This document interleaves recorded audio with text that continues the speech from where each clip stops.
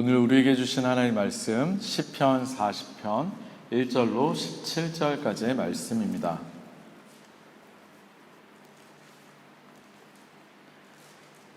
다 찾으신 줄로 알고 제가 봉독해 드리도록 하겠습니다. 내가 간절히 주님을 기다렸더니 주님께서 나를 굽어보시고 나의 울부짖음을 들어주셨네. 주님께서 나를 멸망의 구덩이에서 건져주시고 진흙탕에서 나를 건져주셨네. 내가 반석을 딛고 서게 해주시고 내 걸음을 안전하게 해주셨네. 주님께서 나의 입에 새 노래를 우리 하나님께 드릴 찬송을 담아주셨기에 수많은 사람들이 나를 보고 두려운 마음으로 주님을 의지하네. 주님을 신뢰하여 우상들과 거짓 신들을 섬기지 않는 사람은 복되어라. 주 나의 하나님, 주님께서는 놀라운 일을 많이 하시며 우리 위한 계획을 많이도 세우셨으니 아무도 주님 앞에 이것들을 열거할 수 없습니다. 내가 널리 알리고 전파하려 해도 이루 헤아릴 수도 없이 많습니다. 주님께서는 내 두 귀를 열어주셨습니다. 주님은 제사나 예물도 기뻐하지 아니합니다.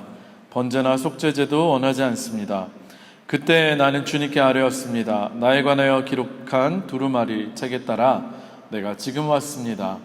나의 하나님, 내가 주님의 뜻 행하기를 즐거워합니다. 주님의 법을 제 마음속에 간직하고 싶습니다. 나는 많은 회중 앞에서 주님께서 나를 구원하신 기쁜 소식을 전합니다. 주님께서 아시듯이 내가 입을 다물고 있지 않을 것입니다. 나를 구원하신 주님의 의의를 나의 가슴 속에 묻어두지 않았고 주님의 성실하심과 구원을 말합니다. 주님의 한결같은 사랑과 그 미쁘심을 많은 회중 앞에서 감추지 않을 것입니다.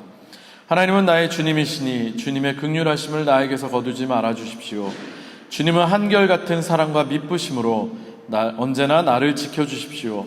이루 다 헤아릴 수도 없이 많은 재앙이 나를 애워쌌고 나의 죄가 나의 덜미를 잡았습니다.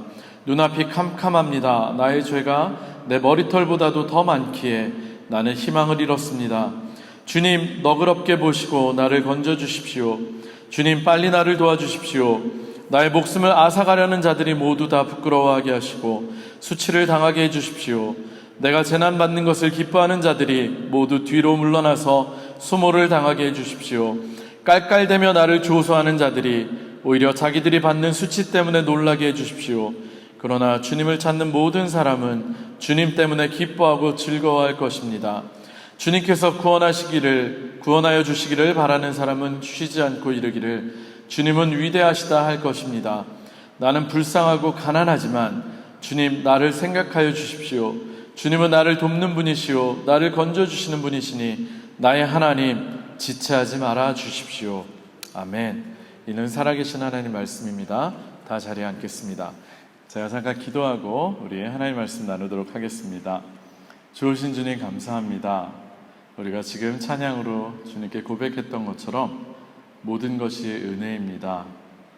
우리에게 늘 잊고 있었던 사소한 것들, 일상적인 것들, 그 모든 것 하나하나까지도 다 하나님의 은혜였음을 고백합니다. 우리들 늘 그 은혜 안에 주님께 감사하며 영광 돌리는 우리의 삶이 되게 하여 주시옵소서. 오늘도 부족한 종 주님 말씀 들고 단위에 섰습니다. 주님의 말씀만 온전히 선포되게 하시고 전하는 자나 듣는 자나 은혜의 시간 되게 하여 주시옵소서. 모든 말씀 예수님 이름으로 간절히 기도합니다. 아멘. 할렐루야. 할렐루야. 반갑습니다. 오늘도 주님 전에 예배드리러 나오신 여러분들을 주님의 이름으로 환영합니다. 오늘도 말씀을 통해서 하나님의 음성을 들으시고 또 깨닫고 결단하시는 귀한 시간이 되시기를 주님의 이름으로 축원합니다. 또 휴가에 가신 분들도 계시고 여러 가지 사정으로 이 자리에 계시지 못한 분들도 있는데 나중에 영상으로 우리 말씀을 들으실 때도 동일한 은혜가 있으시기를 또 축원합니다. 어제부터 새로운 7월 달이 시작됐습니다. 그죠? 오늘은 7월 2일이고요. 한 해로 보면은 한 해가 12달 있잖아요. 딱 6월까지 전반기라고 하면 이제 반환점을 돈 시점이 되었습니다. 지난 6개월 동안 우리와 함께 하신 하나님께서 앞으로 남은 펼쳐질 6개월 동안도 함께 하시고 여러분들을 지키시기를 주님의 이름으로 축원합니다. 최근에 굉장히 많은 사람들에게 관심을 끌고 있는 굉장히 중요한 이슈로 떠오르는 것이 있습니다. 그것은 바로 인공지능입니다.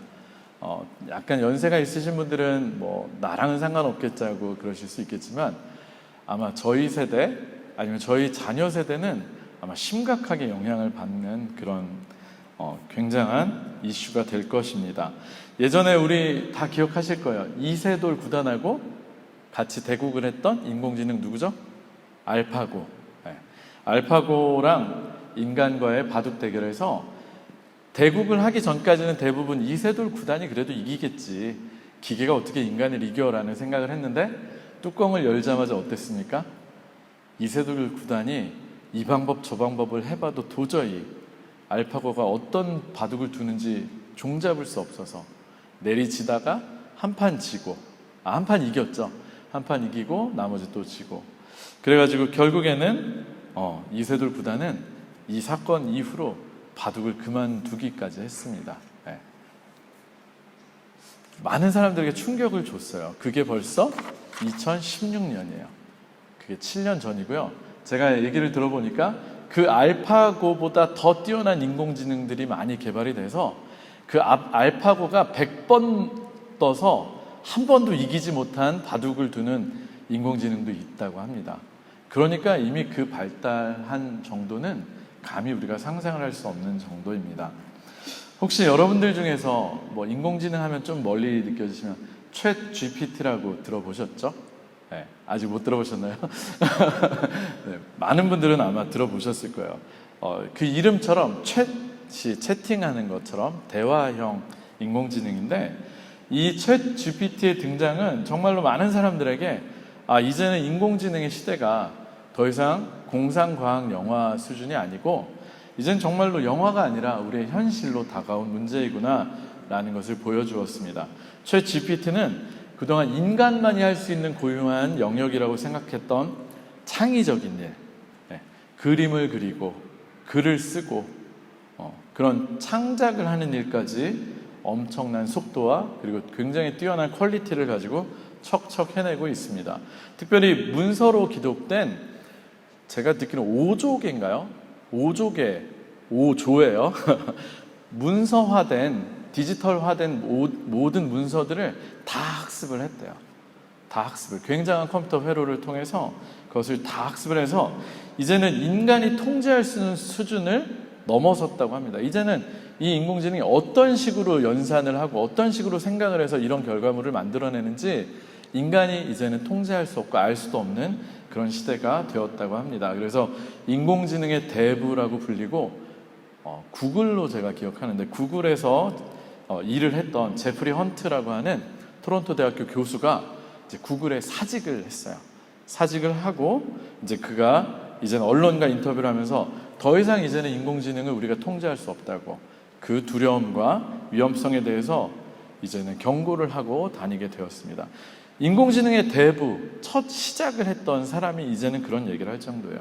그리고 뭐 유발 하라리라고 하는 세계적인 석학을 비롯한 대다수의 사람들이 앞으로 인공지능이 우리의 인간의 존재 자체를 위협하는 일이 머지않아 발생할 것이라고 예측을 합니다. 그리고 인공지능이 특별히 먼저 전문적인 지식, 굉장히 많이 책을 읽고 우리가 공부해서 습득해서 암기를 해서 해왔던 전문적인 직종들, 뭐 의사라든가 변호사라든가 판사라든가 이런 전문적인 직종을 가진 사람들이 먼저 아마도 일자리를 잃고 잉여인간으로, 아무것도 할 수 없는 사람으로 전락할 수도 있다라는 그런 경고들을 하고 있습니다. 그런데 이것이 비단 다른 영역뿐만이 아니라 우리들 신앙의 영역, 종교의 영역에까지도 서서히 영향을 미치고 있고 결코 무관하지 않은 것 같습니다. 지난달에 혹시 뉴스 보셨는지 모르겠는데 인터넷 통해서 또 뉴스를 통해서 굉장히 흥미로운 뉴스를 접했습니다. 혹시 보셨는지 모르겠어요. 지난 6월 달 7일부터 11일까지 뉘른베르크에서 키르셴탁 행사가 있었습니다. 그 행사 중에 이벤트적인 실험적인 예배가 있었는데, 한 교회, 파울루스 교회라고 들었는데 한 교회에서 챗 GPT가 설교문을 작성했어요. 설교문을 작성하고 그것을 교회 앞에 큰 스크린을 설치해 놓고 그 챗 GPT가 만들어낸 아바타, 가상인물이 목사가 또 예배를 진행하는 사람들이 나와서 그 챗 GPT가 작성한 설교문을 가지고 사람들에게 설교를 하고 찬양을 하고 예배를 인도하는 한 40분 정도 그 예배가 지속됐다고 합니다. 그 예배가 처음으로 독일에서 한번 있었습니다. 그때 인공지능이 예배 때 설교로 과거를 뒤로하고 현재에 집중하라. 과거를 뒤로하고 현재에 집중하라. 그리고 죽음을 두려워하지 말아라. 그리고 마지막으로 예수 그리스도에 대한 믿음을 잃지 말아야 한다라고 굉장히 은혜로운 말씀을 전한 것으로 알고 있습니다. 실제로 한국의 목사님들도 또 미래에 대한 관심과 걱정이 많은 분들, 실험적으로 또 챗 GPT 많이 사용하시는 분들도 있고, 또 챗 GPT를 이용해서 설교 자료들을 정리해 달라고 요청해서 그걸 가지고 이제 자신이 교정을 해가지고 설교문을 준비하는 분들도 있다라고 들었습니다. 그래서 이제는 그 정도 수준이 지금처럼 보조적인 역할이 아니라 앞서 제가 말씀드린 것처럼 키르센탁에서 실험적으로 했던 것이 실제로 현실로 그런 교회가 나타날지도 모르겠습니다. 어차피 또 저희는 코로나 시대를 맞으면서 영상으로 예배드리는데 이제 익숙해지기 시작했잖아요. 이제 우리에게 어쩌면 토대도 마련이 됐어요. 가상인물이, 가상인간이 화면으로 전하는 메시지나 녹화된 목사님들의 영상을 듣고 설교를 듣는 거나 어떤 면에서는 현상만으로는 구분이 안 될 수도 있습니다. 제가 오늘 말씀의 시작부터 이렇게 어쩌면 두려운 얘기, 무서운 얘기가 될 수 있는 이런 인공지능에 관한 말씀을 드린 이유는 요즘 제가 계속해서 여러분에게 던지고 있는 질문, 그리고 또 저 스스로도 계속해서 점검해보고 질문하고 있는 그 질문 때문입니다. 그것은 우리의 신앙이, 믿음이 과연 진짜인가? 우리의 믿음과 신앙이 정말 진짜인지 여부와 관련되는 것이라고 생각이 들었기 때문입니다. 과연 우리의 믿음과 신앙이 진짜일까? 계속해서 저는 질문하고 고민하고 있는데, 앞으로 더 많이 인간의 역할을 대체할 것으로 보이는 이 인공지능이 이제는 종교적인 영역, 그리고 설교에까지 적용되는 걸 보면서 앞으로는 정말 과연 진짜와 가짜를 구분하는 본질적인 구분점이 무엇일까 생각하다가 저는 한 가지 힌트를 얻었습니다. 인공지능을 통해서. 특별히 설교를 하는 목사로서 과연 내가 하는 설교가 인공지능이 만들어낸 설교와 어떻게 다를 수 있을까 생각해 보았는데, 그 핵심, 그 본질은 그저 흉내를 낸 것이냐 아니면 진짜로 내 것이냐의 차이가 있다는 것을 다시금 묵상하고 생각하다가 깨닫게 되었습니다. 어쩌면 챗 GPT가 설교문을 저보다 훨씬 더 잘 쓸 수 있을 것입니다. 저하고는 비교도 안 될 만큼 방대한 양의 훨씬 많은 주석책도 읽고 여러 학자들의 책도 읽고 서적들도 읽고, 심지어는 유튜브에 떠돌아다니는 유명한 목사님들의 설교를 요즘 자막을 만들어내는 기능이 다 있거든요. 자막화시키면 얼마든지 얘가 음성을 인식하고 또 문서화해서 다 학습을 할 수가 있어요.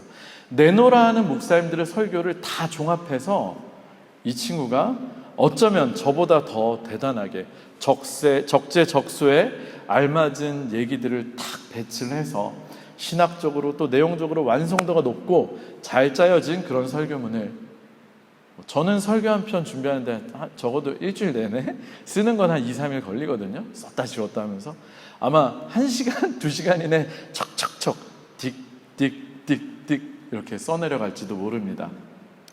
그럼에도 불구하고 저는 아직까지 영적인 세계에 있어서는 이 챗 GPT가 결코 도달할 수 없는 부분이 있다고 생각을 하는데, 그것은 챗 GPT는 그 작동 원리상 학습을 통해서 남의 이야기를 그저 흉내내고 조합을 할 뿐이지, 인간처럼 자신의 영혼이 직접적으로 존재의 문제를 가지고 치열하게 고민하면서 내적인 싸움을 싸워내고 경험하면서 만들어지고 가지게 될 진짜 믿음을 바탕으로 설교하는 것은 아닐 것이기 때문입니다. 실제로 인공지능은 아주 훌륭한 결과물을 내놓을 수 있겠지만 적어도 영적인 차원에 있어서는 인공지능이 직접 삶의 고난을 겪으면서 삶의 여러 문제들을 놓고 치열하게 씨름을 하고 때론 정말 극한의 고독을 경험하면서 하나님을 향해 간절히 부르짖는 신음하는 그런 직접적인 경험은 하지 못할 것입니다. 그저 그런 과정을 겪어내면서 하나님을 경험했던 사람들이 기록한 것들을 읽고 그것을 조합해서 그럴듯해 보이게 글을 써낼 수 있을 뿐이지 그 자신의 내면의 깊은 데에서부터 나오는 영적인 깊은 체험과 은혜는 없을 것입니다. 그저 흉내만 내는 것일 것입니다. 인공지능의 시대가 어쩌면 다른 모든 분야에 있어서 특별히 앞서 제가 말씀드린 것처럼 전문적이고 어려운 개념을 이해하고 학습해서 외워서 일하던 그런 분야에 있어서는 인간을 얼마든지 대체하더라도 인간 영혼의 심오한 울림을 그리고 또 치열한 싸움을 통해서 길러진 영성을 절대로 가질 수는 없을 것입니다. 그리고 바로 이것이 믿음과 신앙에 있어서 진짜와 가짜를 구분할 수 있는 결정적인 기준이 될 수 있다는 것이 저에겐 깨달아졌습니다. 그런 의미에서 저는 오늘의 말씀을 통해서 저와 여러분들에게 도전하고 싶습니다. 혹시 우리는 챗 GPT처럼 신앙생활을 하고 있지는 않을까요? 지난주까지 저는 최근 몇 주간 계속되는 말씀을 통해서 하나님의 나라, 천국에 대한 예수님의 비유의 말씀을 가지고 은혜를 나누었습니다.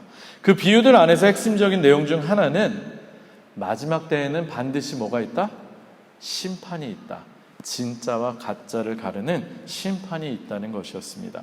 지금은 우리가 다 같이 있는 것 같고 지금은 별로 구별이 안 되는 것처럼 보이지만 예수님께서 오셔서 심판하실 때에는 진짜와 가짜가 반드시 구분되어서 진짜는 하늘나라로 가고 가짜는 쫓겨나서 이를 갈며 슬피 우는 일이 있다고 예수님께서 자신의 비유를 통해서 말씀해주고 우리에게 또 경고해주고 계십니다. 그런데 우리의 신앙이 정말로 진짜이려면 우리들에게는 반드시입니다.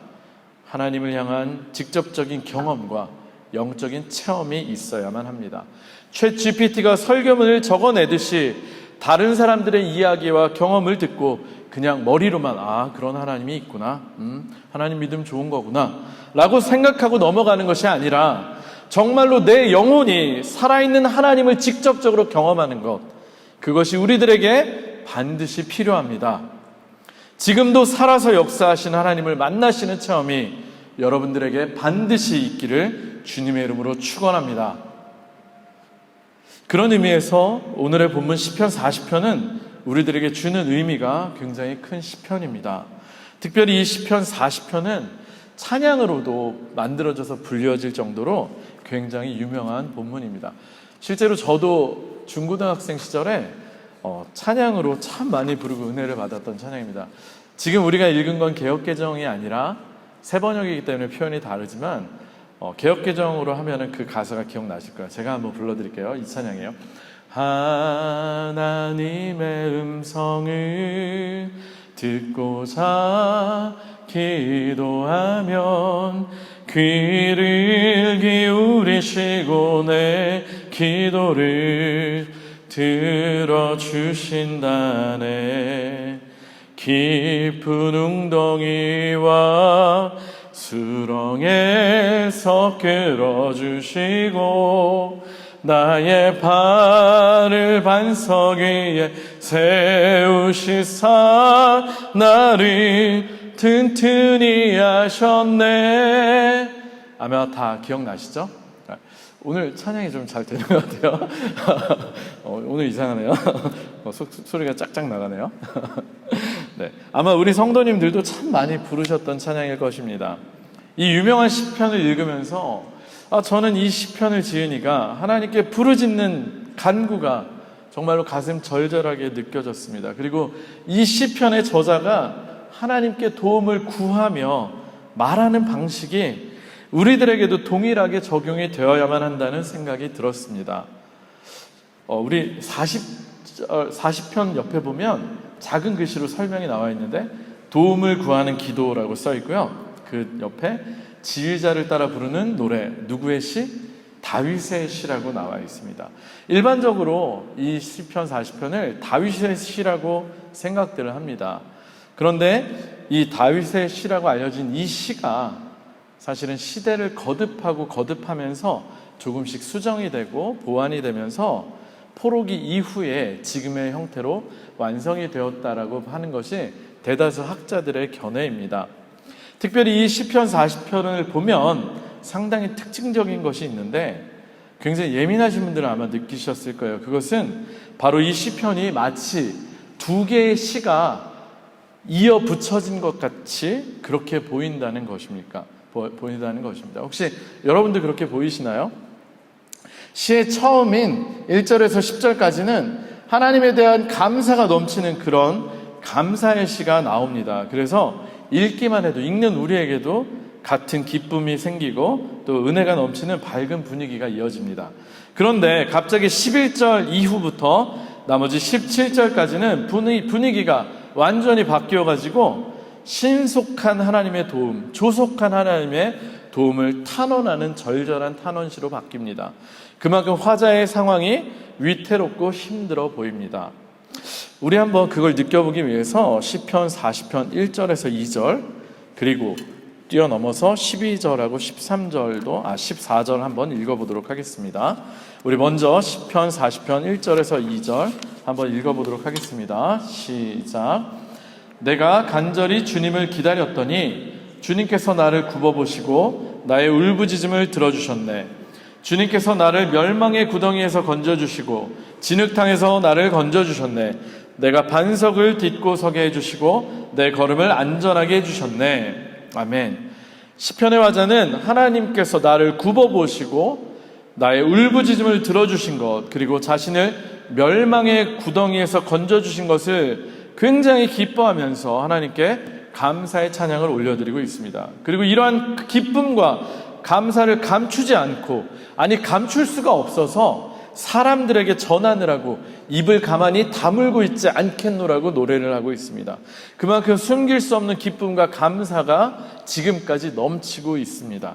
그런데 이런 분위기가 갑자기 11절 이후로 확 바뀝니다. 우리 12절 그리고 14절을 한번 같이 읽도록 하겠습니다. 먼저 12절입니다. 시작. 이루 다 헤아릴 수도 없이 많은 재앙이 나를 에워쌌고 나의 죄가 나의 덜미를 잡았습니다. 눈앞이 캄캄합니다. 나의 죄가 내 머리털보다도 더 많기에 나는 희망을 잃었습니다. 우리 14절도 읽겠습니다. 시작.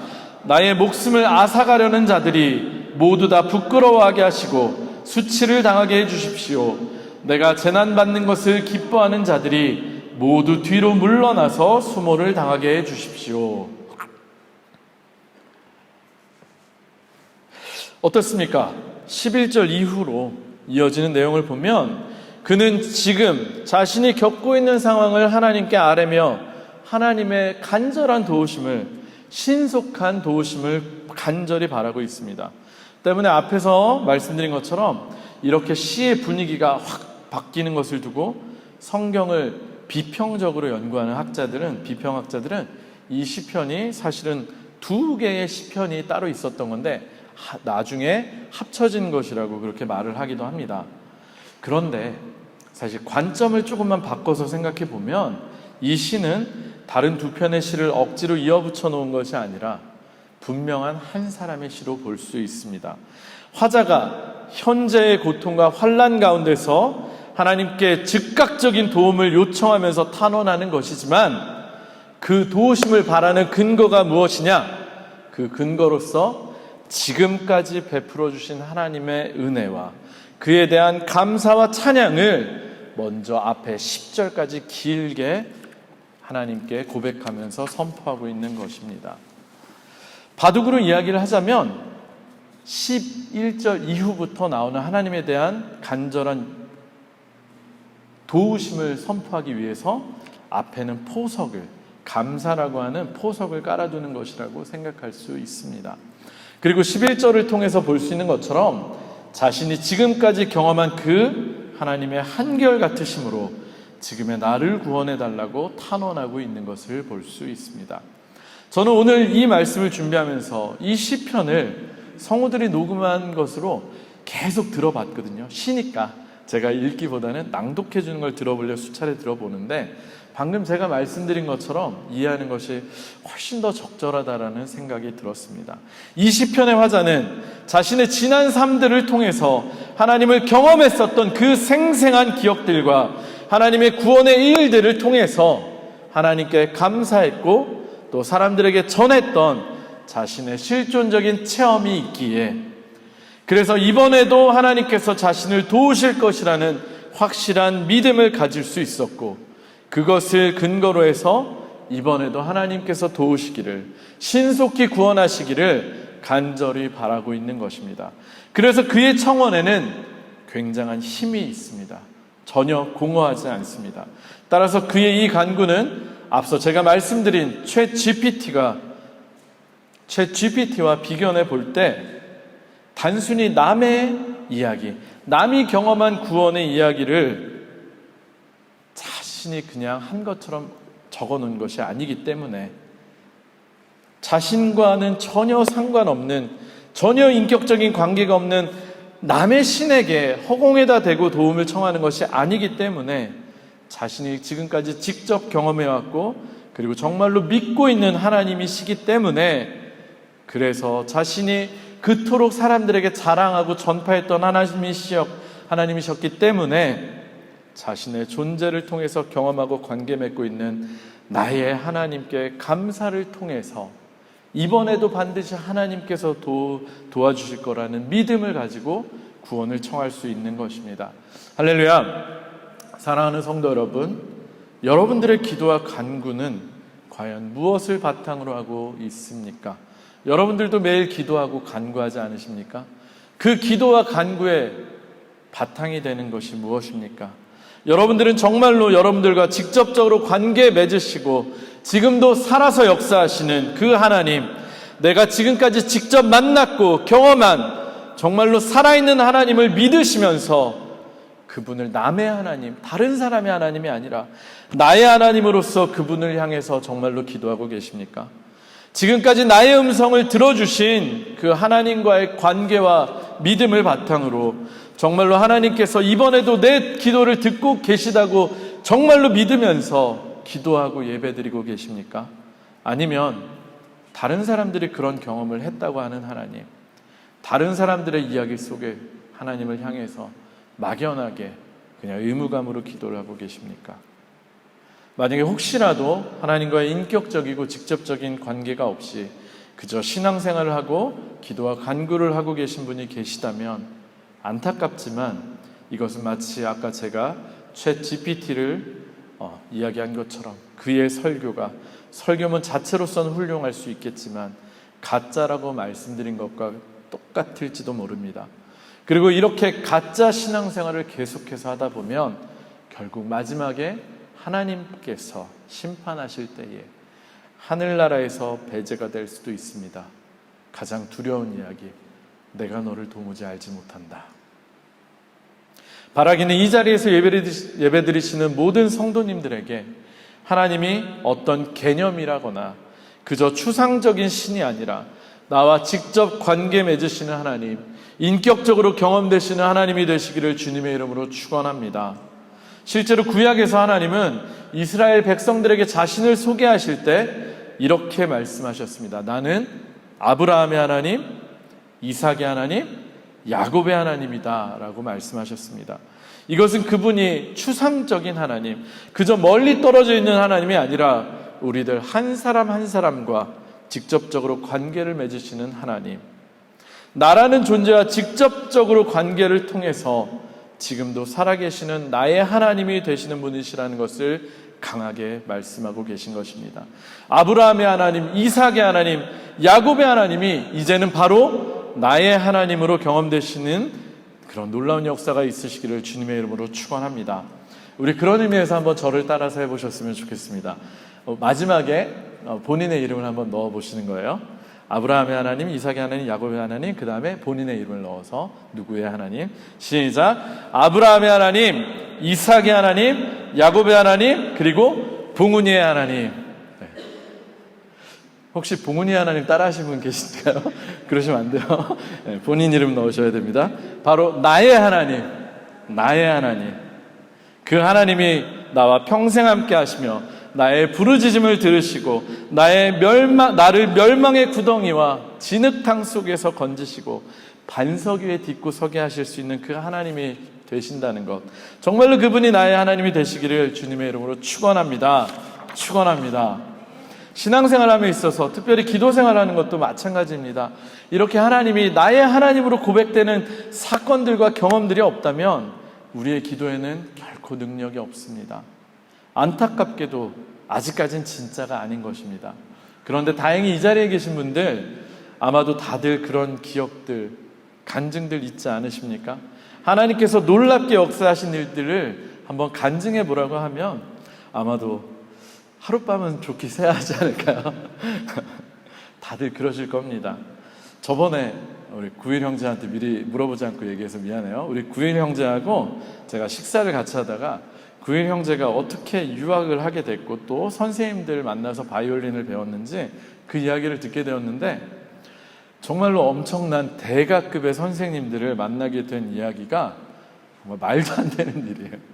뭐 본인이 그렇게 노력하지도 않았는데 어떻게 연결이 되고 정말 안 믿는 사람 입장에서는 그냥 우연의 연속? 말도 안 되는 우연의 연속이었습니다. 믿지 않는 사람들이 하면 정말 거짓말? 진짜? 이렇게 되물을 정도로 저도 계속 정말 연신 감탄하면서 들었습니다. 그렇게 안 생겼는데 그렇더라고요. 네.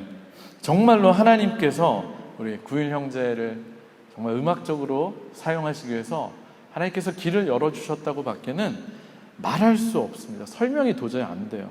아마 구일 형제 아니더라도 다들 그러시지 않을까요? 우리 집사님들, 권사님들 아마 다들 그러실 거예요.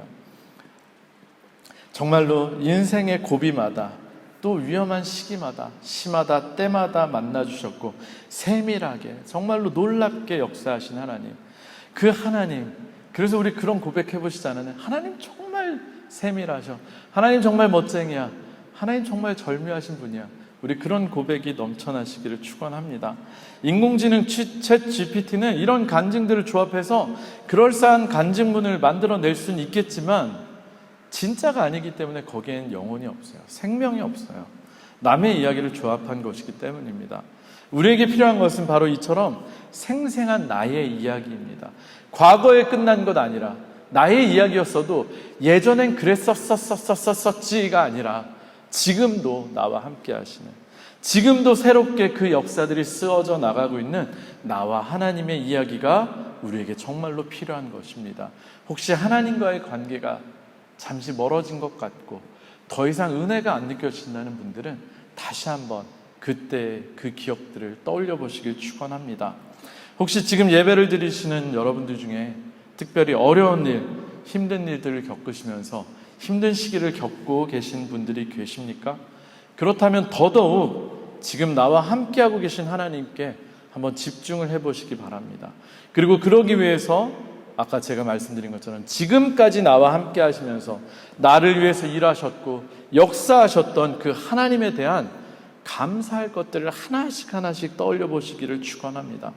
차분히 지금까지 살아온 일들을, 시간들을 생각해 보면, 떠올려다 보면 과거에 함께 하셨던 나의 하나님이 내 영혼의 상처들을 싸매주시고 치유해주시고 안아주셨던 그 하나님이 어느샌가 지금도 내 옆에 계시다는 것이 믿어지게 되실 것입니다.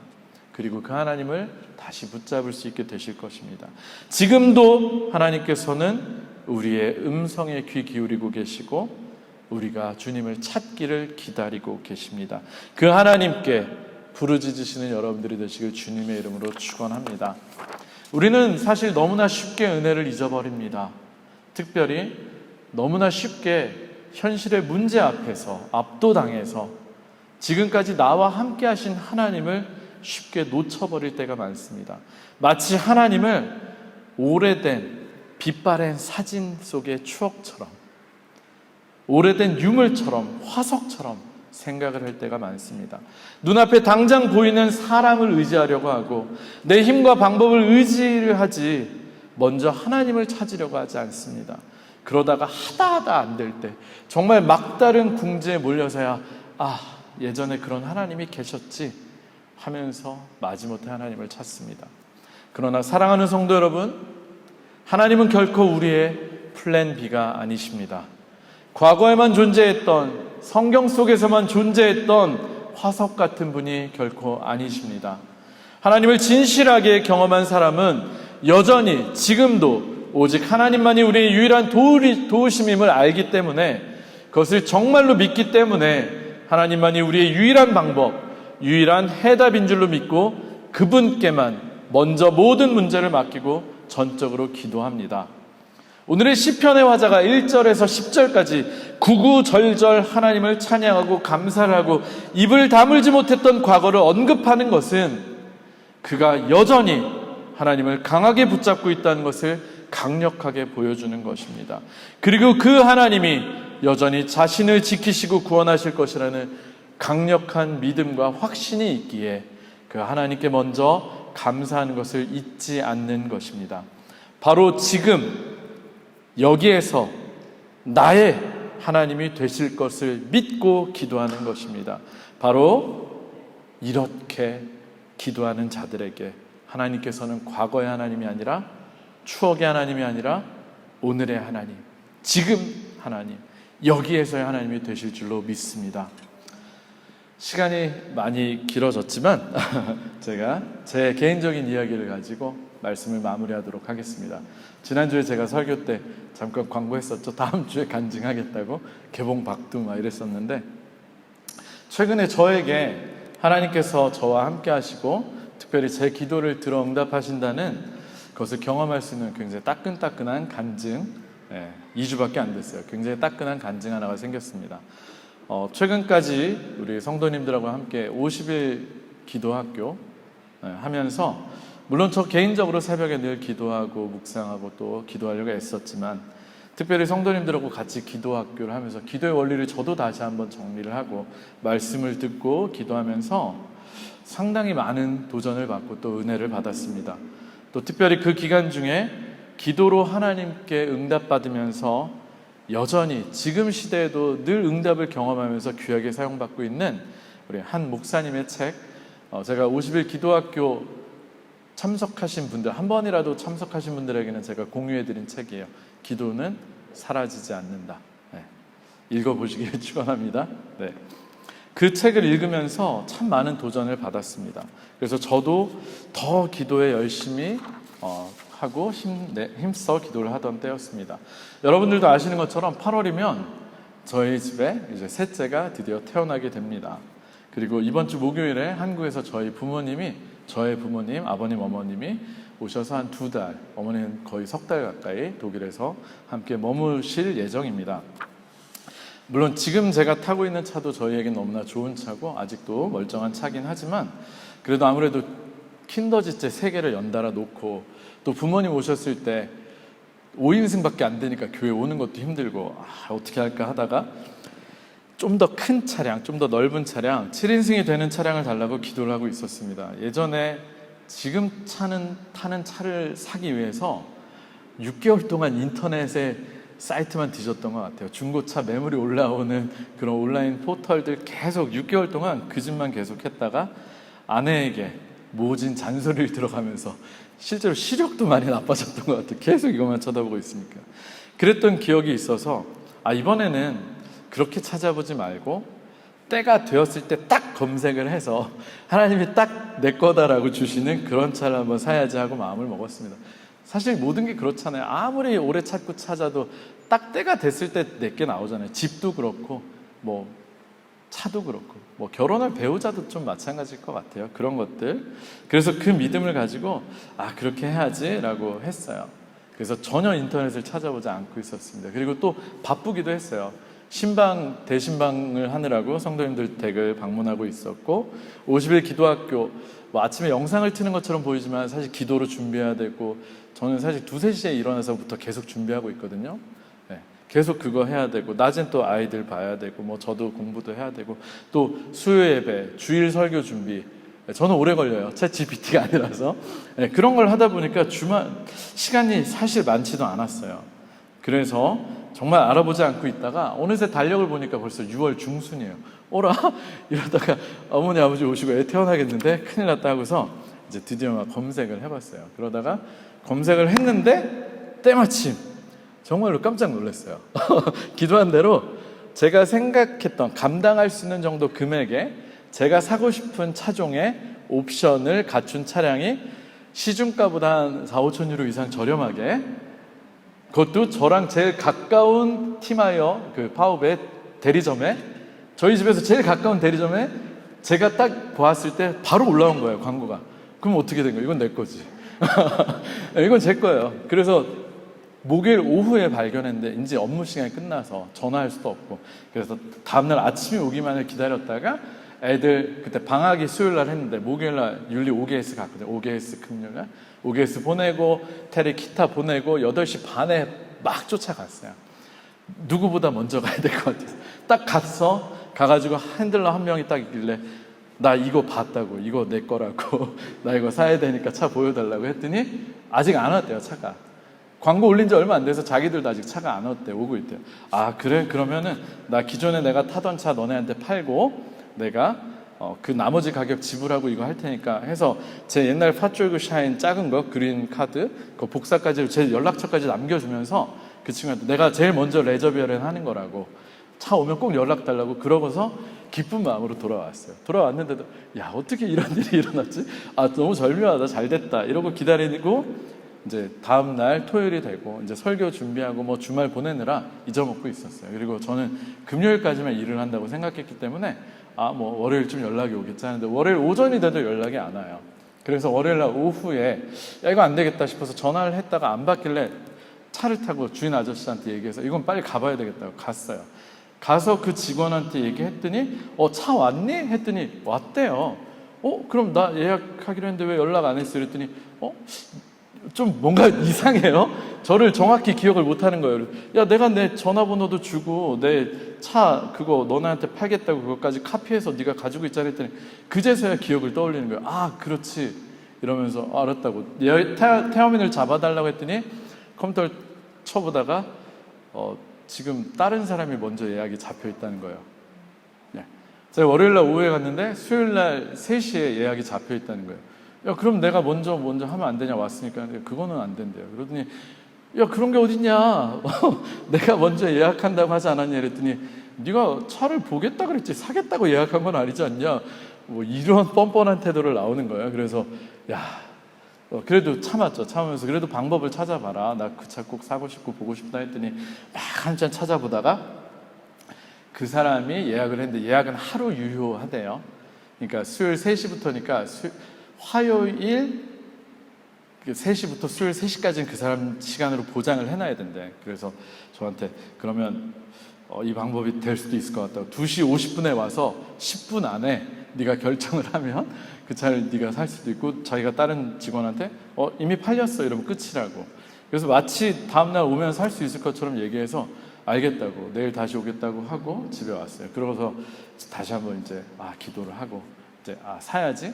좀 찝찝하긴 하지만 안 보고 사는 게 이거 내 거다라는 생각으로, 그리고 다음 날까지 기다렸다가 갔어요. 갔더니 직원이 자리에 앉아있지 않고 다른 데서 다른 직원하고 대화하고 놀고 있더라고요. 그러더니 자기 미탁 파우제 하고 있었는데 미안하다고, 차 빨리 나 계약하자고 사자고 했더니 미안하다 팔렸다.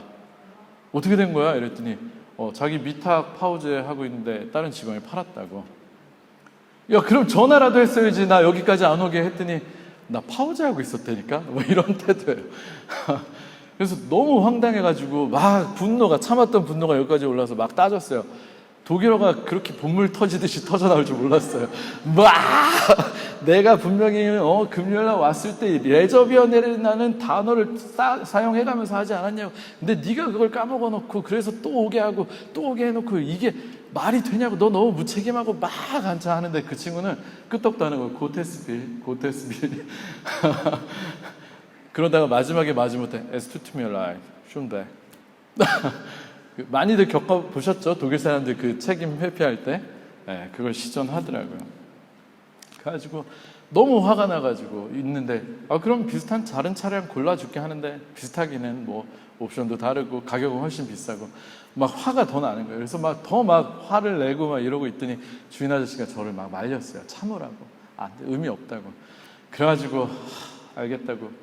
그래서 막 도저히 참을 수가 없어서 알겠다고 하고서 이제 좀 화를 내고 나왔어요. 돌아서 나왔는데 마음이 너무 불편한 거예요. 너무 마음이 불편하고 그러고서 집에 와서 이제 다시 사이트를 막 뒤져보는데 아무것도 눈에 들어오지 않아요. 그 정도 조건의 차도 없고 가격도 도저히 제가 감당할 수 없고 하나 좀 괜찮을까? 좀 무리해서 살까 싶으면 막 뮌헨 저 밑에 우편번호 9로 시작되는데 도저히 살 수 없고 리퍼룸 받으려면 시간도 오래 걸리고 이젠 도저히 안 된다 이런 생각을 갖고 있어 너무 막 화가 났었어요. 그래서 수요일 하루를 정말 분노 가운데 지냈어요. 제가 그때 박희수 선생님 만났을 때도 아마 차 얘기를 잠깐 제가 드렸던 기억이 있을 거예요. 근데 분명히 권사님 하나님 더 좋은 차 주실 거라고. 저도 알아요. 아는데 화가 나. 믿어지지 않고 화가 나요. 그러고 있다가 이제 수요 예배도 마치고 기도를 계속하고 다음날 아침 기도에 마치고 계속 기도를 하는데 제 마음속에 갑자기 이상한 마음이 들어요. 하나님이 그 차 주실 것 같은데? 그런 마음이 들어요. 그 계속 기도하는데 정말 정확하진 않지만 하나님의 음성이 들리는 것 같아요. 그 차 네 차야. 그러는 것 같아요. 내가 지금 너무 차가 갖고 싶어서 좀 어떻게 됐나? 뭐 이런 생각이 드는 거예요. 그럼에도 불구하고 그래? 좋다. 그러면 한번 나도 생각을 해보자. 그 친구가 계속 고테스 빌 하나님 뜻 했는데 그게 다시 떠오르면서 이런 생각이 드는 거예요. 만약에 정말로 이게 하나님 뜻이라면 그 차가 제 차이기로 하나님 뜻이라면 어떻게 해서도 그 차가 저한테 돌아올 거고 또 계약을 했을 거고 만약에 정말 이 차가 제 차가 아니었다면 하나님이 어떤 방법을 통해서 막으셨겠죠 라는 생각이 들면서 그 직원이 까먹은 것도 하나님이 사용하셨을 텐데 그렇다면 나는 그래 다른 더 좋은 차가 있을 수도 있으니까 이제는 믿고 기도할 수 있다. 그제서야 다시 더 기도가 깊어지면서 이제 하나님 나 일주일 동안 이제 차 다시 안 쳐다보고 하지만 이제 일주일 시간 정할게요. 일주일 지나고 딱 살펴볼 테니까 그때까지 응답을 달라고. 시간 없다고. 그래 놓고 이제 있는데 기도하는데 어떤 마음을 주시냐면 하나님이 계속 차 얘기는 안 하시고 야 근데 너 목사지. 네 맞는데요. 근데 너 왜 걔한테 그렇게 화내고 하나님 뜻이면 아닐 수도 있는 건데 내 뜻이면 아닌 것도 있는데 너 왜 그렇게 화냈어? 목사가 그게 할 짓이야? 하나님 저 그 친구 다시 볼 일 없잖아요. 야 볼 일 없으니까 그 친구한테 빨리 풀어야 되지 않을까? 그 친구한테 한 번 이제 화내고 네가 그런 거 다시 볼 일 없는 사람이면 어떻게 풀 거야? 이런 마음을 주시는 거예요. 어쩌라고요? 죄송합니다. 어떻게 하라고요 도대체? 갑자기 가서 사과해라 이런 마음이 드는 거예요. 도저히 아니죠. 하나님 내가 잘못한 게 아니고 그 친구가 제 예약을 까먹고 실수했는데 거기에 대한 반응으로 제가 화를 냈는데 제가 왜 사과를 해야 됩니까? 내적 싸움이 막 일어나요. 그래도 계속 그런 응답이 오는 거야 기도하는데. 그래가지고 아내한테 물어봤어요. 여보 내가 화낸 게 그 친구도 기분은 나빴겠지? 이유가 어떻게 됐든 당연하지. 내 목사가 그러면 안 되는 거 맞지? 그럼 그래? 그럼 나 가서 사과하는 게 맞겠지? 했더니 그것까지는 사실 조금 하더니 뭐 그래. 그러고 나서 오전에 그러고 나서 계속 이제 기도를 하는데 뭔가 가기는 싫어요. 안 하고 싶어. 근데도 뭔가 해야 될 것 같아. 다른 대가를 다 바라지는 않았는데 그래야 될 것 같아. 그래가지고 정말 그때 이제 윤권사님 신방을 가려고 어차피 차를 몰고 나가려고 오후에 준비했었거든요. 마지막 차키 시동 걸 때까지만 해도 안 가야지 하다가 시동을 딱 거는 순간 우리 가자 하고서 차를 몰고 가는데 그 10분이 왜 이렇게 길게 느껴지는지 내가 가서 뭐라고 해야지 독일어를 막 떠올려 내가 뭐라고 사과를 해야지 막 하는데 안 돼요. 그리고 괜히 싫어. 그런데 이제 딱 주차를 하고 그 직원이 저기 있는 사무실 안으로 걸어 들어가는데 괜히 막 떨리는 거예요. 왜 떨려? 괜히 떨려 기분이 이상해요. 그래가지고 갔어요. 가가지고 안녕 나 왔다고 했더니 웬일이야 했더니 바쁘다고 이러서 나 잠깐만 차 때문에 온 거 아니고 다른 일로 왔는데 잠깐만 얘기 좀 하다 했더니 잠깐 기다려보더라더니 앉으라 그래서 그때 그런 얘기를 했어요. 나 사실 너한테 그렇게 화내고 가서 기도하는데 마음이 참 불편했다. 뭐 네 실수가 아닐 수도 있어 사실은. 그래. 그리고 실수라고 하더라도 네 말 그 고테스 비리라는 게 나 머릿속에 계속 남더라. 나 하나님 믿는 사람이야. 사실 목사인데 사실 목사가 이랬으면 안 됐는데 너한테 사과하라는 마음을 주셔서 내가 이걸 유창한 독일어는 아니지만 의미 전달은 했어요. 이렇게 딱 하고서 나오는데 그 친구 처음엔 그럴 필요 없어 괜찮아 하고 이러더니 되게 당황하더니 나중에 되게 행복하게 기뻐서 이러는 거예요. 그래서 제가 알았다고 어쨌든 내가 화냈던 건 미안하고 너 앞으로 잘 되길 바란다고 이러고 돌아 나오면서 근데 말이야 만약에 그 차 계약이 취소될 수 있잖아. 그런 기적 같은 제가 분더라고 했는데 그런 기적 같은 일이 벌어진다면 나한테 바로 전화해줘 라고 했더니 알겠대요. 그렇게 하겠대요. 아니면 근데 그 친구는 더 강조점을 둔 게 뭐냐면 알았어. 그리고 내가 다른 차 좋은 거 비슷한 거 있는지 찾아보고 꼭 너한테 연락 줄게 이러더라고요. 그랬어요. 그러고 이제 목요일날 윤건산 신방 갔는데 왜 이렇게 기도가 잘 되고 권사님 컨디션도 너무 좋았어요. 그날따라 찬송가 따라 부르시고 아멘하고 저도 막 다시 기쁨이 막 샘솟기 시작하는 거예요. 어쨌든 하나님이 시킨 일 나 했다. 처음에는 날 미친놈 취급하면 어떻게 하나 날 이상한 사람 취급하면 어떻게 하나 해서 가기 싫었는데 갔다 오고 나서 마음에 깊은 평화가 임하는 거예요. 아 내가 하나님이 나랑 함께 하시는구나. 하나님의 음성을 내가 듣고 응답했구나. 아 그러고 나서 이제 돌아와서 이제 다음 날 금요일날 설교 준비를 이렇게 하고 있는데 저녁 때 제가 맨날 얘기하는 이현범 목사 제가 그 친구한테도 전화해서 막 하소연했거든요. 야 어디다 내 욕할 데도 없고 너한테 욕 좀 하자 이러고 막 그 친구 욕도 하고 막 이랬었는데 그 친구가 이제 그때부터 저를 위해서 기도하겠다고 요즘 작정 기도 중이거든요. 자기도. 그래서 요즘 기도가 좀 잘 되니까 형 기도 해줄게 하더니 기도를 막 하다가 그 친구가 그래요. 진짜 오랜만에 분명하게 하나님 음성을 들었대요. 뭐라고 들었냐면 내가 봉은이 기도 들었다. 그런 거예요. 그러면서 내가 봉은이 맘 안다. 그러면서 형 좋겠어요 이러고 카톡이 왔어요. 왜 뭐가 좋아? 차 잃어버리고 지금 얼마나 화나는데 형 하나님의 형 기도 들었대요. 그래? 어떤 기도? 그건 몰라요. 아 그래 알았어 계속 기도해줘 고마워 이러고 나서 그냥 뭐 어떤 일이 일어나겠어 이러고 넘겼어요. 그러고 다음 날까지 이제 아침 기도회 마치고 설교 마무리하고 있는데 갑자기 모르는 번호로 전화가 왔어요. 어디서 할게요? 네. 핸들러한테 전화가 왔어요. 갑자기 전화가 와서 야 그 차 돌아왔어. 네가 살 수 있어. 빨리 지금 와서 계약서 사인하자. 계약하자. 네. 소름이 싹 돋는 거예요. 뭐 모르겠어요. 제가 그 음성 들은 거 뭐 틀릴 수도 있어요. 사실 제 욕심이 만들어낸 소리도 있어요.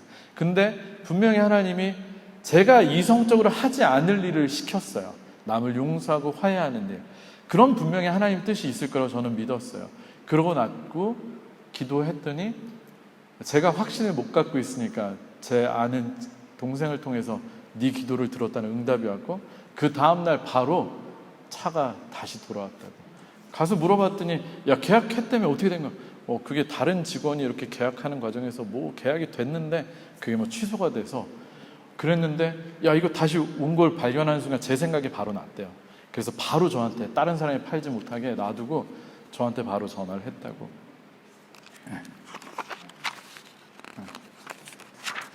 이거를 경험하고 나니까요 사실 저는 차를 샀다는 것 때문에 기쁜 건 하나도 남지 않았어요. 솔직한 심정이에요. 정말 제 마음을 가득 채운 건 뭐냐면 하나님이 내 기도를 들으시는 분이시구나. 과거에도 알았어요. 과거에도 몇 번 경험을 했어요. 근데 많이 잊어버리고 있더라고요. 저 역시도 목사면서도. 근데 지금 다시 한번 그걸 경험하고 나니까 정말 제가 지난주에 말씀드렸잖아요. 새벽에 기도하는데 기도가 달라져요. 그냥 막연히 오늘도 의무적으로 하는 기도가 아니라 분명히 반드시 내 기도를 들으시는 분이시구나라는 확신을 갖고 하니까 기도의 확신도 달라지고 제가 요구하는 것도 달라지고 먼저는 감사가 나와요. 다른 걸 구하기 전에 하나님께 감사부터 나와요. 그리고 그 감사부터 하다 보니까 자연스럽게 하나님 뜻을 묻게 되고 저도 하나님의 마음을 품고 기도하게 되고 그러다 보니까 자연스럽게 제 문제들을 하나님이 해결해 주시는 게 느껴져요. 기도의 깊이가 달라지더라고요. 사랑하는 성도 여러분, 좀 장황하고 길었지만 제가 제 말씀을 드린 이유는 우리는 분명히 하나님을 만났던 그런 기억들 있어요. 그죠? 그러니까 지금 이 더운 날 남들 휴가 가고 다 어디 갈 때 여기 오셔서 말씀 듣고 계시잖아요. 지금 혹시 잠시 힘든 것 때문에 아니면 너무나 하나님과의 관계가 오래됐다고 생각해서 그 감동을 잃어버리신 분 계시다면 다시 한번 되새겨 보세요. 우리 화자가 지난날 있었던 감사들을 하나씩 되돌아보니까 지금 바로 나와 함께 하신 하나님을 다시 발견하잖아요. 그러니까 기도가 달라지잖아요. 하나님께 간구하는 게 달라지잖아요. 저도 마찬가지였어요. 제가 제 기도를 하나님이 들으신다는 걸 과거에도 알았어요. 과거에도 경험했고 고백했고 눈물 흘렸고, 근데 어느새 저도 무뎌져 있더라고요. 그걸 다시 떠올리기 시작하니까, 다시 한번 경험하고 나니까 또다시 제 기도의 문이 활짝 열리는 거예요. 아, 내 작은 신음에도 들으시는 분, 나에게 가장 좋은 것으로 주시는 분, 그 하나님에 대한 믿음이 다시 살아나니까 어떠한 것도 간구할 수 있고 기도하게 되더라고요. 제가 지금 설교하는 이 설교가 가짜 설교가 아니라 진짜 설교가 되게 되었어요. 진짜 제가 믿고 경험하고 고백하고 할 수 있는 설교가 되었기 때문이에요. 여러분들에게도 이런 은혜가 있기를 원합니다. 지금 삶의 순간순간마다 함께 하신 하나님께서 여전히 여러분들의 음성을 듣고 계십니다. 여전히 귀 기울이고 계시고, 여전히 하나님께서는 여러분들을 부르짖기를 원하고 계십니다. 그 하나님을 다시 한번 붙잡으세요. 저처럼 이런 사소한 간증 말고 더 큰 간증들이 여러분들에게 분명히 반드시 넘쳐날 줄로 믿습니다. 그리고 그것을 여러분들도 이 시편의 화자처럼 도저히 그 감사함을 내가 참을 수가 없어서 사람들에게 나도 모르게 전하고 있는, 입을 가만히 놔두고 있지 못하는 그런 놀라운 은혜들이 여러분들에게 부어질 줄로 믿습니다. 오늘 영빈 집사님께서 특송해 주신 것처럼 모든 것 다 하나님 은혜입니다. 우리가 그 은혜를 다시 생각하고 감사를 회복할 때 우리들은 그 누구도 흉내낼 수 없는 진짜 믿음을 가지고 하나님과 인격적인 관계를 맺으며 나의 하나님을 믿으면서 분명히 천국 가는 신앙생활을 하게 되실 줄로 믿습니다. 그런 여러분들 다 되시기를 주님의 이름으로 축원합니다. 지금도 하나님 살아계십니다.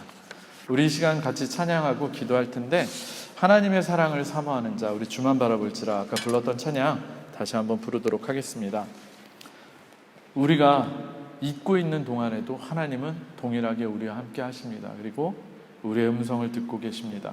우리의 작은 신음에도 응답하시는 그 하나님, 바로 나의 모든 것 창조하신 나의 하나님께 부르짖는 이 시간 되기를 축원합니다.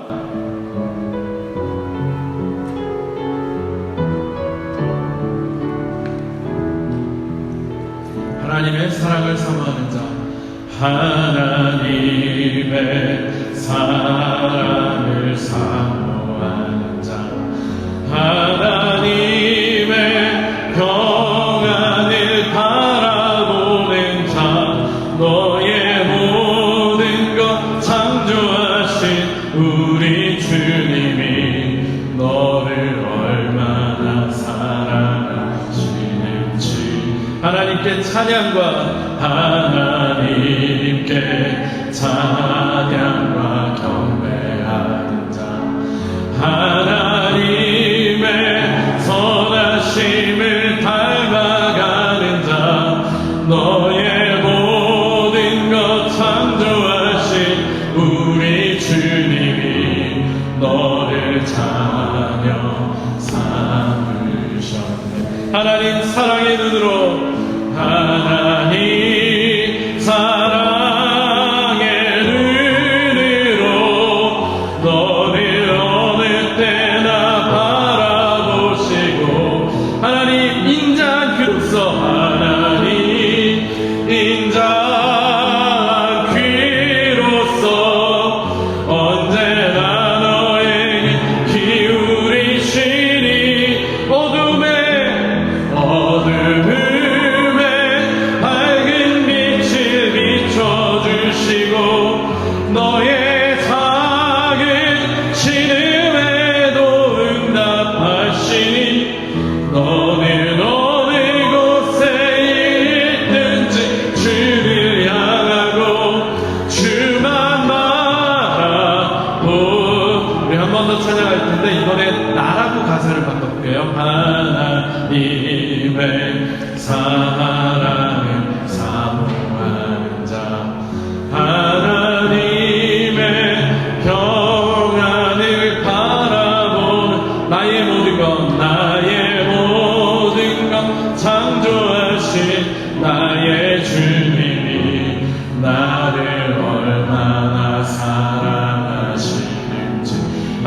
함께 찬양과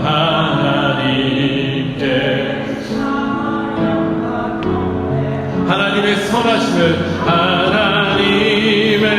선하심을 닮아간 나의 모든 것 창조 나의 주님이 나의 주님 나를 찬하며 삼으셔. 하나님 사랑의 눈으로 하나님 사랑의 눈으로 나를 어느 때나 바라보시고 하나님 인자 귀로서 언제나 나에게 기울이시니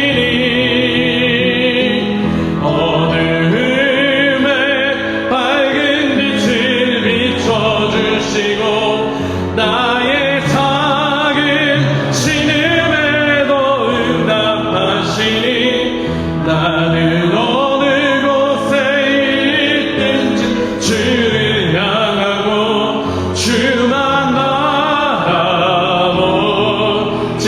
하나님 사랑의 눈으로 하나님 사랑의 눈으로 나를 어느 때나 바라보시고 하나님 인자한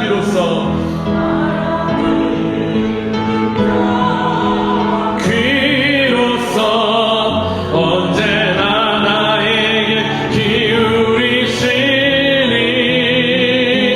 어두움에 밝은 빛을 비춰주시고 나의 작은 신음에도 응답하시니 나는 어느 곳에 있든지 주를 향하고 주만 바라보지.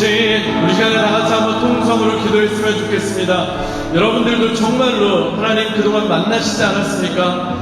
하나님이 나와 함께 하셨다는 것, 내 기도를 응답하셨던 경험들, 기억들 너무나 많지 않으십니까? 하지만 그럼에도 불구하고 우리는 그 은혜들 다 까먹고 다 잊어버리고 지금 당장 눈앞의 현실 때문에 하나님을 찾지 못하고 있고 그저 절망 가운데 신음하고 있지 않았습니까?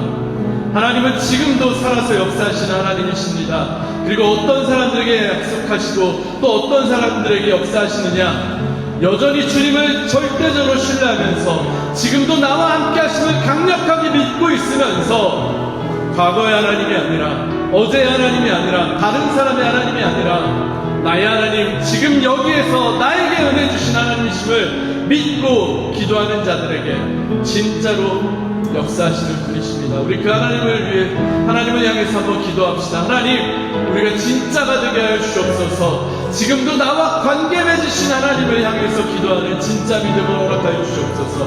그걸 통해서 우리의 신앙이 감히 누구도 흉내낼 수 없는 진짜 믿음이 되게 하시고 정말 하나님이 온전히 나의 하나님이 되게 해주시옵소서라고 우리 이 시간에 다같이 한번 통성으로 기도하겠습니다.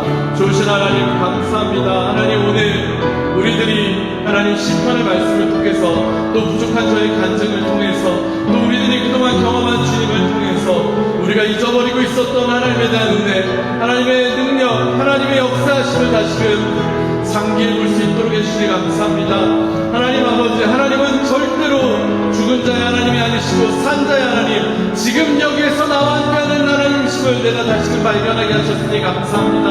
하나님, 그저 흉내만 내고 그저 영혼이 없는 그저 머리로만 그냥 기록되는 그런 하나님이 아니라 아버지 하나님, 우리가 인격으로 정말 우리의 전 존재를 통해서 경험한 하나님, 지금도 나에게 응답하시면서 지금도 나의 그 작은 신음소리 하나하나까지 들으시며 나를 불쌍히 여기시며 나와 함께 하시는 그 주님을 우리가 붙잡고 기도하게 하여 주시옵소서. 우리의 기도가 달라지게 하시옵소서. 이제는 정말 믿음의 기도가 되게 하여 주시옵소서. 겨자씨 하나 할 만한 믿음만 있어도 이 산들어 들어서 저 바다에 던질 수 있다고 하였는데 우리는 정말로 믿음이 없었습니다. 과거에는 믿음이 있었을지 몰라도 그 믿음 다 까먹고 세상의 실패와 좌절 속에 낙심 가운데 어느새 주님을 놓치고 있었던 우리였음을 용서하여 주옵소서. 우리 다시 그 은혜들을 세워가며 그 은혜들을 떠올리며 그 감사들을 다시 회복하며 하나님께 간구하기 원합니다. 지금 여기서 나의 하나님으로 다시금 하나님 만나주시옵소서. 그래서 이제는 평생 주님을 놓치지 않게 하시고 정말 아무도 흉내낼 수 없는 참된 믿음, 진짜 믿음, 참된 천국을 소유하는 우리들 되게 하여 주시옵소서. 좋으신 하나님 감사합니다. 우리들 말씀을 통해서 또 찬양을 통해서 기도를 통해서 우리의 영이 다시금 소생되게 하심을 감사합니다. 우리들 더 이상 과거의 하나님을 정말 화석처럼 된 하나님을 그저 성경책 한 군데에 그냥 모셔놓고 있는 저희들 되지 않게 하시고 오늘 여기에서 지금 나와 함께 하시는 지금도 여전히 살아서 나와 관계 맺으시는 나의 하나님으로서의 주님을 만나고 또 그 음성을 듣고 그분께 기도하는 우리들 되게 하여 주시옵소서. 우리들 뜨겁게 주님을 만나게 하시고 다시금 우리의 기도가 회복되게 하시고 우리의 예배가 회복되게 하시고 우리의 삶이 회복되게 하여 주시옵소서. 주님께서 함께 하셨음에 감사하며 모든 말씀 예수님 이름으로 기도합니다. 아멘.